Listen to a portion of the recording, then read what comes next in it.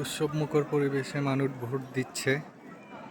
তো আশা করা যায় এবার অনেক সুষ্ঠু নির্বাচন হবে ইনশাআল্লাহ। আসলে মানুষের উপস্থিতি বলে দিচ্ছে ভোটের পরিবেশ কী রকম। অবাধ সুষ্ঠু একটি নির্বাচন আশা করেছিলাম, সেটা পেয়েছি, ভোট দিয়েছি।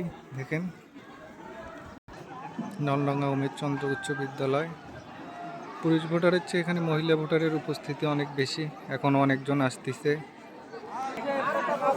আসলে এবার ভোটের আমেজটা অন্যরকম, সবার মধ্যে আনন্দ, সবাই দেখতে এসেছে।